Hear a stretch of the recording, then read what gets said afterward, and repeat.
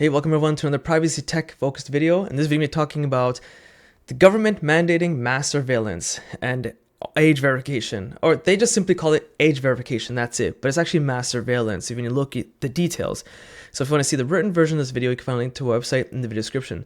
Now, this kind of continues on from a video I made a few months ago. I'll put a link to that video in the video description, which I talked about in the United Kingdom. They implemented a law in which in order to view adult-themed websites, you have to verify your age. So that means you have to use some form of ID or credit card to show, yeah, I'm actually 18, I can view this. So what politicians were doing in the United Kingdom was using the sick excuse of children. We have to protect the children in order to have mass surveillance on everyone, what they're doing on the internet. Except it's getting way worse than that. And I'm here in Canada, we don't have this problem yet.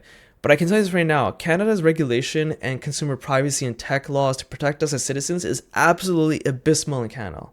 In Canada, they just don't care about citizens and their digital rights. You can argue with me on it, it's true.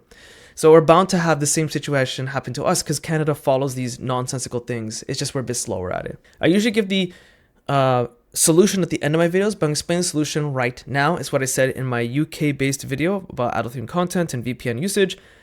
It's just down to good parenting. That's it. So going to PC Mag, concerns mount that the European Union will demand age verification for VPN. That's right. In order to use a VPN, a platform and tool that is designed to give you an anonymity, if I said that correctly, I always have stuttering about that, basically make you anonymous on the internet to a certain extent. There's a lot of gotchas with VPNs. They don't make you completely invisible on the internet. I might make a video explaining how that's a lot of false advertisement from companies like NordVPN and what have you, but that's for another video. Basically what the European Union has done is they invested in some research. And of course, there's a lot of backlash because the argument is that protecting children online is a priority from adult-themed content, with new rules being implemented requiring a minimum age for accessing some services. However, researchers know, that they're increasingly used to bypass online verification since they can be made to look like you're based in a region that without age verification. So, for example, if you're in the European Union, aren't part of this research scope, you could be sitting in, I don't know, Germany. I'm just making it up, and perhaps you're using a VPN to say you're coming out of Mexico. Well, there's no rules like this in Mexico, so of course you can view adult-themed content without displaying your age. And if you go on a little on the article, if you get to this part, as the EU reviews cybersecurity and privacy legislation, the VPN services may also come under a stricter regulatory scrutiny, the paper adds. So this is done by apparently an independent research firm, which is not very good at their job, apparently. And then that's what they state. So that's what's happening in the European Union. So that's going to cover multiple countries. Some countries are doing their own thing in different manners. So Graphene OS, the privacy-based operating system, which I've covered some videos on, how to install it, the good and bad of it, because it's not perfect. I have to cover some of the negative. I'm very neutral in my videos, as well as their partnership that was recently announced with Motorola. So it's a privacy-based operating system. It's like one of the rare of its kind and works phenomenal. I'll put a link to the Graphene OS overview video in the video description in case you're curious to check it out. So Graphene OS is taking a stand against digital age verification laws, but how long can its defiance last? Basically what happened is that there are some countries requiring that in order to use operating system, you have to verify your age by putting it in. What they basically tweeted is Graphene OS will remain usable by anyone around the world without requiring personal information identification on our account.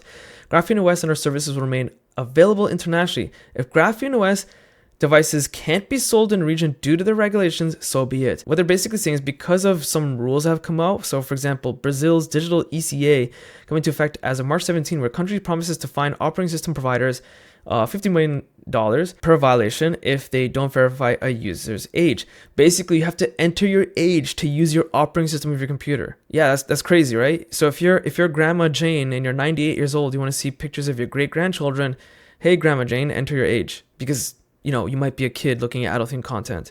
That's how insane this is. There's also this. States, including California and Colorado, are introducing their own age verification requirements for operating systems, just like the UK and Australia and so on and so forth. So it's getting out of hand, it's spreading globally. But no, it gets even more insane, believe it or not. Now, federal bill wants OS-level age verification for everyone in the United States. That's how insane it's gone. So forget the individual states. It's becoming a countrywide mandate. Potentially hasn't passed yet. I want to make that very clear. But the fact that this is going up at the federal level is just baffling to me. So the bill is HR 8250, introduced on April 13th, 2026. So not too long ago, just last month, by a couple of politicians. The official title of the bill reads, to require operating system providers to verify the age of any user of any operating system or for other purposes. But that's a mouthful. The short version is the Parents Decide Act. I don't support this. So why are you calling it the Parents Decide Act? You're not the parents are not deciding.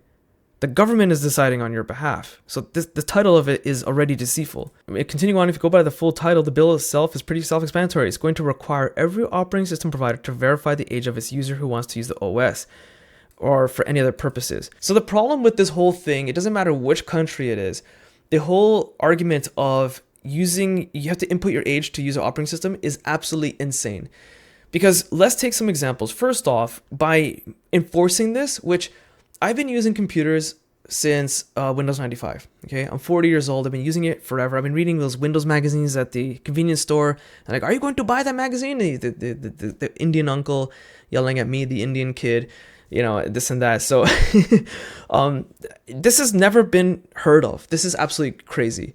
Now, this is exactly what Google and Apple are going to want. When you're using an Android device or using any of the Apple operating systems or Microsoft, that data is going to be funneled into them. They're going to love it because more data to take and sell of yours, okay? The other problem with this is there's not a lot of details in this articles, but if you find other ones on the internet, what's basically happening is that the reason they want it at the operating system level is because when you put your age in the operating system, so let's say I'm using Linux Mint, I put in I'm 16 years old.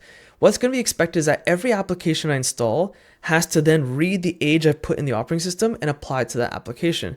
So if you're looking at some sort of video game that's rated R, not for adult themed content, but it's maybe gory and violent, it's going to say, hey, this video game is rated R. You put that you're 16 years old on the operating system, you can't play this video game. So by putting in the operating system, it funnels down to everything else you're using on the computer, including your web browser potentially.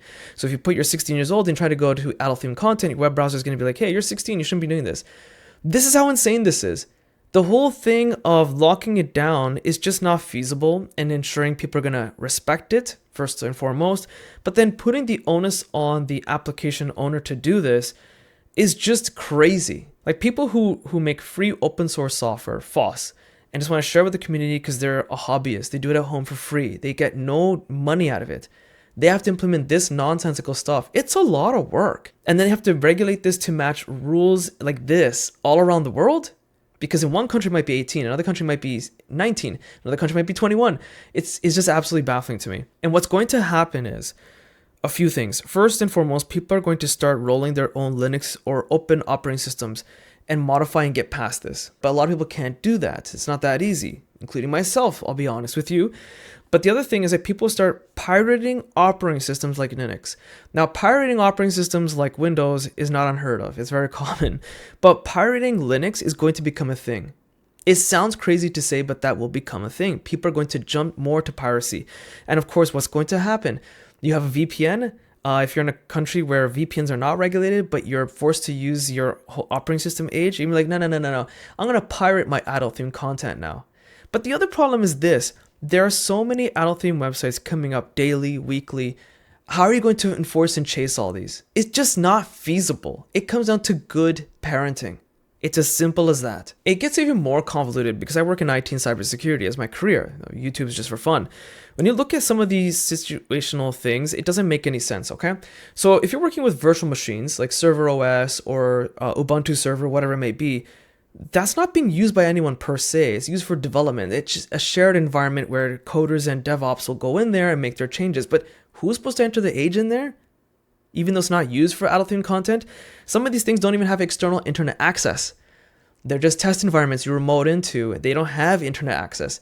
But you'll be forced to enter your age on a shared environment that doesn't connect to the internet for adult themed content? What? This is going to impact every forms of business. What about if you're a nurse at a nurse station and you switch computers? Are they going to tie your user count to your age? So IT has to do all that work? Like it doesn't make any sense. What about other items like smart home devices? What about smart TV? Smart TVs are shared. Whose age do you enter? Because it has an operating system. Right? It's used by millions of people. It qualifies for these laws if they get passed. And then, of course, there are smart home devices. Now, I'm leaning a lot away from this because a lot of them are privacy invading. But it's something to consider because they don't have, they are operating systems. Okay, a lot of them run in some form of Linux of some kind. But if you have a Google smart home device with a display, so every time you want to ask Google a query, which you shouldn't have, but if you do have it, I'm just giving an example, you have to enter the age. Again, this just makes no sense. I don't know who wrote this up and who thought this is a good idea. It makes no sense. So my ultimate solution is that it comes down to good parenting. But the problem is that the government, the very government that should be protecting you from big corporate tech and this information, is now the one disrespecting your privacy. Because what's going to happen is it's asking for your age today, maybe. Next week, it could be asking for ID. Scan your government ID to use your own computer. So eventually, are we going to go down the slope where I have to show my ID to enter my own home? Like, I can't use my own computer? Like, this is insane. What happens as you grow up? Okay, my kid is 8 years old today. What happens when he's 13? Does the operating system know he's 13 now and it elevates his privileges to look at more content? You know, again, the ultimate solution is good parenting, but what else can you do if you're in one of these countries where they're implementing this? You need to reach out to your local politician. Explain this makes no sense. It's an invasion of privacy. It comes down to good parenting. Why does the government have to be a big brother? It's just crazy to me.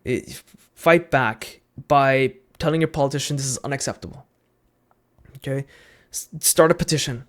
Whatever you need to do. If you don't have time to protest, life is busy. I get it. I wouldn't have time to protest. I got so many things going on. But you can start a petition. Just send it out to your friends and family and see what happens. Maybe it gets spread out further and further. And vote at the ballot. Right? You can make a difference when the next election comes up. Vote against that person. That's the end of this video. Very unfortunate. Big Brother is alive and well. Actually, Big Brother is actually becoming very embarrassing at the rate we're going, but because we're using surveillance with AI in conjunction. That's pretty much it. So I hope you found this video useful. If you did, be sure to check out my website link in the video description. Hit the like button. It does help. Subscribe. It literally helps my channel grow. And thanks for watching.